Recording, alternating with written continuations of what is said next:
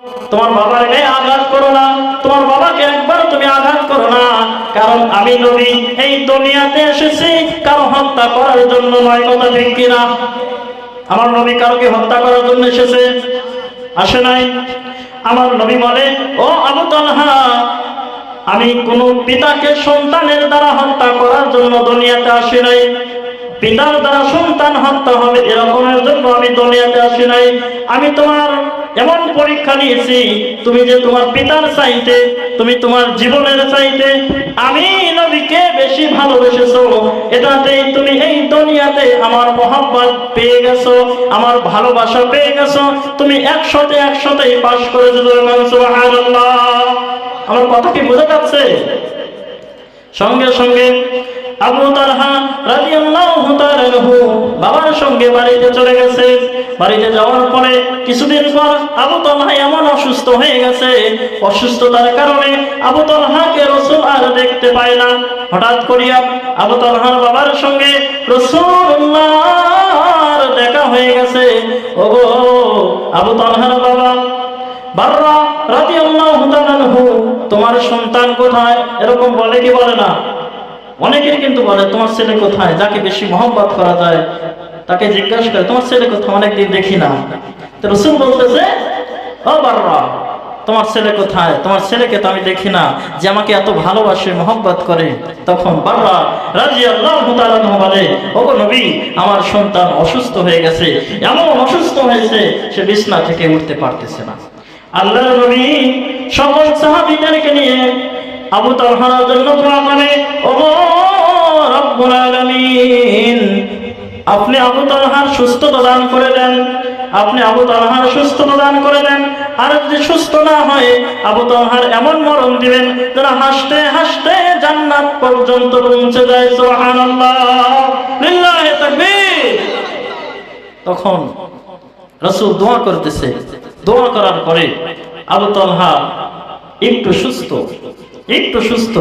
আর ওসিয়ত করে গেছে, আবু তালহা যদি অসুস্থ না সারে, যদি সে দুনিয়া থেকে চলে যায়, আল্লাহ রাসূল বলে, ও আবু তালহার বাবা, আবু তালহা যদি এই দুনিয়া থেকে চলে যায়, আমি স্বয়ং আমার হাত দ্বারা আবু তালহার গোসল করায় দেব, আমার হাত দ্বারা আবু তালহার দাফন করায় দেব, আমার হাত দ্বারা আবু তালহার কবরের মধ্যে নামায়া দেব, আমার হাত দ্বারা আবু তালহার কবরের মধ্যে মাটি দেব। সুবহানাল্লাহ। এরকম সৌভাগ্য চাই কি চাই না? রাসূলকে দেখতে চাই কি চাই না? দেখতে মনে চাই কি চাই না? অবশ্যই চাইতে হবে। যে নবীকে দেখলে স্বপ্নে দেখেন, আর যেভাবে রূহানি হালতে দেখেন যে একবার রাসূলকে দেখবে জাহান্নামের আগুন তার জন্য হারাম হয়ে গেছে। সুবহানাল্লাহ। যখন রাসূল এই কথা বলিয়া বাড়ি থেকে চলে গেছে, আবু তালহা একটু সুস্থ হয়ে গেছে। সুস্থ হওয়ার পরে আবু তালহার বাবা বলে, ওগো আবু তালহা, তোমাকে দেখানোর জন্য বিশ্ব নবী, দয়ার নবী, রহমতের নবী এসেছিল। আসার পরে তোমার জন্য দোয়া করেছে। দোয়া করার পরে একটা ওসিয়ত করে গেছে, ও আবু তালহা, তুমি যদি এই দুনিয়া থেকে চলে যাও, তাহলে রাসূল স্বয়ং তোমাকে গোসল করাইবে। সুবহানাল্লাহ, লিল্লাহি তাকবীর, নারায়ে তাকবীর। সঙ্গে সঙ্গে আবু তালহা একটু চুপ মেরে গেছে, যে রাসূল আমার গোসল করাইবে, রাসূল আমাকে দাফন করাইবে, এরকম ওসিয়ত করে গেছে। দেখেন ছোট বাচ্চার ব্রেনটা কত পরিষ্কার, আর রাসূলের জন্য কত মায়া, কত মমতা। বাবাকে বলতেছে, ওগো বাবা, রাসূলকে আপনি বলে দিবেন, যদি আমি দিনের মধ্যে মারা যাই, তাহলে যেন রাসূল আমার জন্য দাফন কাফনের ব্যবস্থা করে, আমার লাশটা যেন রাসূল গোসল করায়া দেয়, আমার কবরের মধ্যে যেন রাসূল নামে। কিন্তু রাতের মধ্যে যদি আমি মারা যাই, তাহলে যেন রাসূল আমার লাশ দেখতে না আসে, আমার লাশ গোসল করাইতে না আসে, আমার লাশ মাটির মধ্যে দাফন করতে না আসে।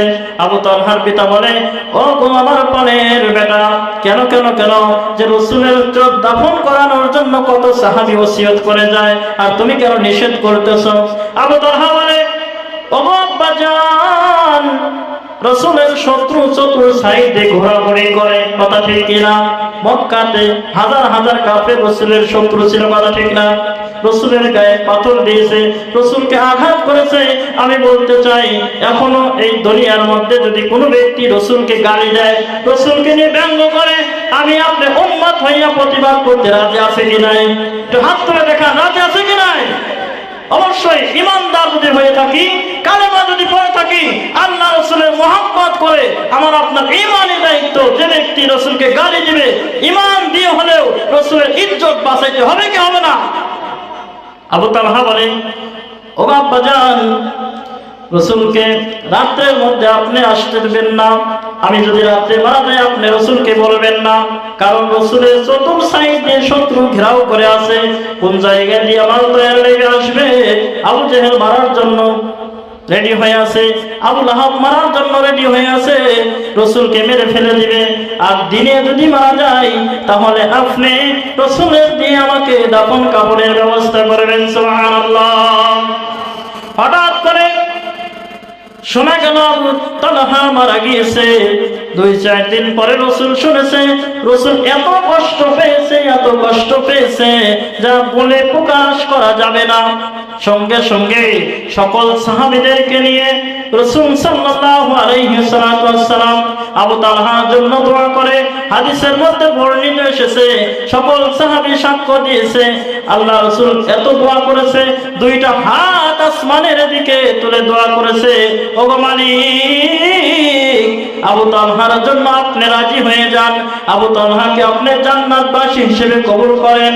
আবু তালহা মালিকের দিকে তাকিয়ে আছে, আর আল্লাহ রাব্বুল আলামিন রাসূলের দিকে তাকিয়ে আছে। সুবহানাল্লাহ।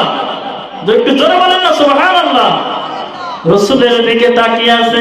আল্লাহর নবী বলে, ওগো রব্বে কারীম মাওলা, আপনার দিকে তাকিয়ে আছে আবু তালহা, আপনি আমার দিকে তাকিয়ে আছেন কেন? আল্লাহ রসুল বলতেছে, ওগো মালিক, আপনি একবার আবু তালহার দিকে তাকিয়ে যান, আর আবু তালহার দিকে যখন তাকাইবেন, সঙ্গে সঙ্গে আমার আবু তালহাকে এমন ভাবে কবুল করবেন, যাতে করে আবু তালহা একেবারে চিরস্থায়ী ভাবে জান্নাতের বাসিন্দা হয়ে যায়। সুবহানাল্লাহ। আর রসুল বলতেছে, কেন আমাকে ডাকা হলো না? রাত্রে মারা গেছে, কেন আমাকে ডাকা হলো না? তখন আবু তালহা বাবা বলতেছে, ইয়া রাসূলুল্লাহ, আবু তালহা বলে গেছে, আমার নবীর শত্রু চতুর সাইড দিয়ে ঘেরাও করে আছে, যদি রাত্রের মধ্যে আমি মারা যাই, তাহলে আমার দাফন করার জন্য আমার নবী আসবে। কোন দিক দিয়ে আসবে? যে দিক দিয়ে আসবে হয়তো আঘাত করতে পারে, এই কারণে আপনাকে আসতে বারণ করেছে, আপনাকে আসতে নিষেধ করেছেন। ও বন্ধু, আল্লাহর রাসূল তার পাক জবানের মধ্যে বলেছেন, হাদিসের মধ্যে বলেছেন, ক্বালান নবী সাল্লাল্লাহু আলাইহি ওয়াসাল্লাম, লা ইউমিনু আহাদুকুম হাত্তা আকুনা হাব্বা ইলাইহি মিন ওয়ালাদিহি ওয়া ওয়ালাদিহি ওয়ান নাসি আজমাইন। আল্লাহু আকবার। যে পর্যন্ত কোন উম্মত তার জীবনের চাইতে, তার পিতার চাইতে, তার মাতার চাইতে, তার ধন সম্পদের চাইতে আমি নবীকে ভালোবাসতে না পারবে, সে প্রকৃতভাবে সে মুমিন হতে পারবে না। তাহলে আবু তালহার জীবন দিয়ে, জান দিয়ে, বাবার চাইতে, মায়ের চাইতে কাকে ভালোবেসেছেন? জোরে কথা বলেন। রাসূলকে। আমাদের সেরকম ভালোবাসতে হবে কি হবে না? হ্যাঁ, মুখে নয়, অন্তর দিয়ে, নিজের জীবন দিয়ে, নিজের যা কিছু আছে সকল কাজ দিয়ে, ইবাদত বন্দেগী দিয়ে প্রকাশ করতে হবে, ওগো নবী, আপনাকে আমরা বেশি ভালোবাসি, আপনাকে আমরা মহব্বত করি। এমন মহব্বত আর কাউকে করতে চাই না। কথা ঠিক কিনা? লিল্লাহি তাকবীর, নারায়ে তাকবীর। এমন ভালোবাসতে হবে যা কাউকে ভালোবাসা যাবে না।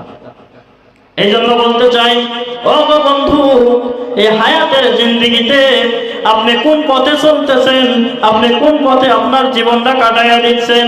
যদি আপনার জীবনের সঙ্গে রাসূলের জীবনের চরিত্রের সঙ্গে যা আপনার মিল না পাওয়া যায়, তাহলে বুঝতে হবে আপনার ঈমানদার হওয়া একটু দেরি হয়ে যাচ্ছে। কথা ঠিক কিনা? দেরি হয়ে যাচ্ছে। ঈমানদার এমন ঈমানদার হতে হবে যাতে আমাকে দেখে আরো